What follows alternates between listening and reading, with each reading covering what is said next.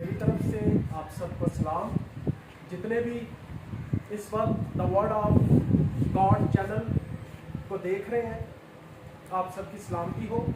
और जितने भी इस चैनल पर नए हैं, आप सबसे दरख्वास्त है कि इस चैनल को सब्सक्राइब करें और शेयर करें ताकि खुदा का कलाम और बहुत सारे लोगों तक पहुँचे और मसीह का बदन तरक्की करे।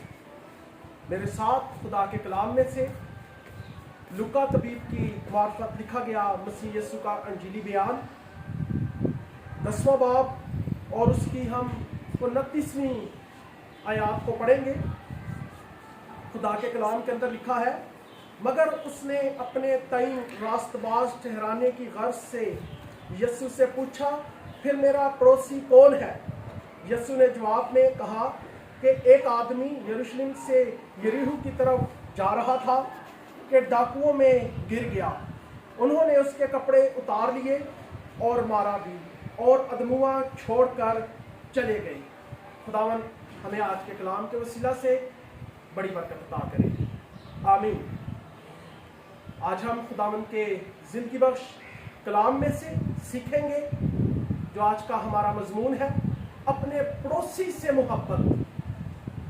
मेरे अजीजों, एक आदमी शराब था और यीशु मसीह से वो बातें करने लगा। यीशु मसीह को आजमाने के लिए यीशु मसीह को उसने कहा कि मेरा पड़ोसी कौन है, मैं किससे मोहब्बत करूं। यीशु ने उससे कहा कि यरूशलेम से एक शख्स यरीहो की तरफ जा रहा था और रास्ते में डाकुओं ने उसे घेर लिया, उसे पकड़ लिया और उसे अदमुआ छोड़कर चले गए। जब उसे मारा, वो बहुत सारे थे, उन्होंने उसे पकड़ा, मारा, कूटा, जो कुछ उसके पास था सब कुछ ले लिया और उसे अदमुआ बेहोशी की हालत में उसे छोड़कर वो वहां से चले गए। कलामे मुकद्दस के अंदर लिखा कि उसी रात से जहां पर वो शख्स अदमुआ पड़ा हुआ था, एक काहिन वहां से गुजरा और जब उस काहिन ने देखा कि वहां एक शख्स जख्मी हालत के अंदर पड़ा है, बेहोश है, मरने वाला है, उसे मदद की जरूरत है, और जब काहिन ने देखा तो वो वहां से कतरा कर चला गया और उसने उसकी हेल्प नहीं की, उसकी मदद नहीं की। मेरे अजीजों, हो सकता है कि उस काहिन को चर्च जाने की जल्दी हो, वो वहां से कतरा कर चला गया। वो एक मजहबी लीडर था, मगर हम देखते हैं खुदा के कलाम में से कि उस काहिन के पास चर्च की तालीम थी, उसके पास शरीयत थी, वो सिखाने वाला था, मगर उस तालीम पर खुद अमल करने के लिए उसके पास टाइम नहीं था, वक्त नहीं था। उसने उसकी मदद नहीं की और वहां से छिपकर चला गया। थोड़ी ही देर बाद वहां से एक लावी गुजरा। जब उसने देखा कि एक शख्स जख्मी हालत में अदमुआ पड़ा हुआ है, जो मदद का मुश्ताक है, कलामे मुकद्दस के अंदर लिखा है कि उसने भी उसकी मदद नहीं की, बल्कि आंखें फेर कर कतरा कर वहां से गुजर गया। वो भी एक चर्च का मेंबर था, चर्च की खिदमत करने वाला था, उसके पास चर्च की तालीम थी, مگر اس تعلیم پر عمل کرنے کے لیے اس کے پاس وقت نہیں تھا، ٹائم نہیں تھا، اس نے اس کی مدد نہیں کی، وہ وہاں سے چلا گیا۔ تھوڑی ہی دیر بعد لکھا ہے کہ ایک اور شخص وہاں پر پہنچا، اس کا گزر ہوا، اور وہ ایک سامری تھا۔ یہودی لوگ سامریوں کے ساتھ کوئی تعلق، کوئی واسطہ نہیں رکھتے تھے، وہ ان کو غیر اقوام والا سمجھتے تھے، جن سے یہودیوں کو نفرت ہوتی تھی، جن سے حسد کرتے تھے، ان کو سامری لفظ کہہ کر بلاتے تھے۔ یسوع کو کئی بار انہوں نے کہا کہ یہ سامری ہے، حسد میں آ کر۔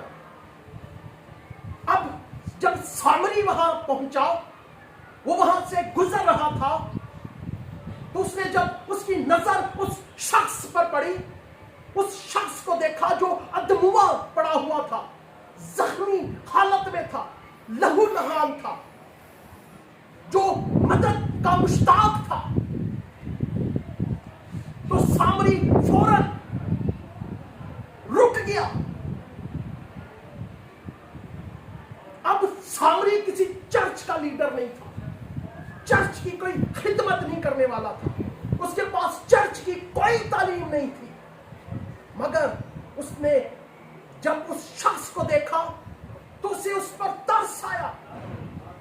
اس نے دیکھا کہ اسے تو مدد کی ضرورت ہے، اگر بر وقت اس کی مدد نہ کی گئی تو یہ مر جائے گا۔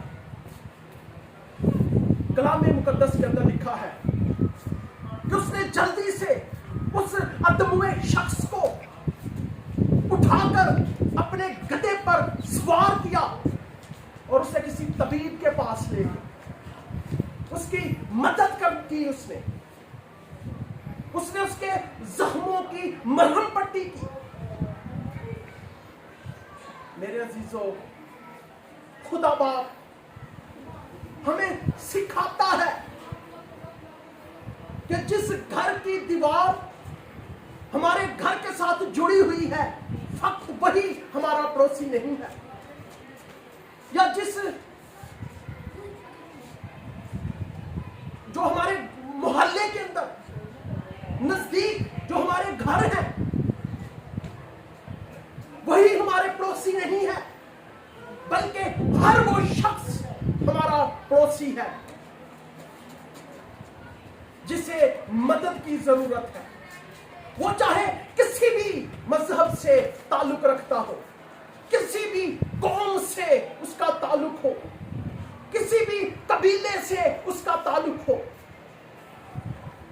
خدا باپ چاہتا ہے کہ ہم بغیر سوچے اس کی مدد کریں، ہم ان کی مدد کریں، ان سے محبت کا اظہار کریں، ان کی مدد کر کے، ان کے کسی کام آ کر۔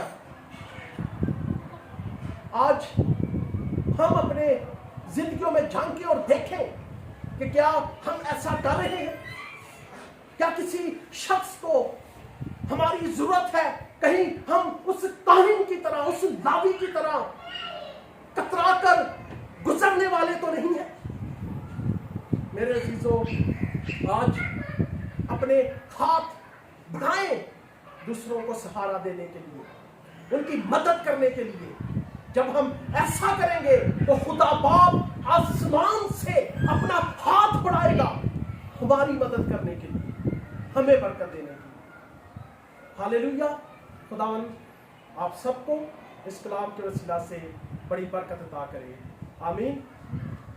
اگر کسی بھی بھائی نے، کسی بہن نے، کسی بھی شخص نے اگر پرے کروانی ہو تو نیچے ڈسکرپشن میں میرا نمبر موجود ہے، آپ کسی بھی وقت کال کر سکتے ہیں۔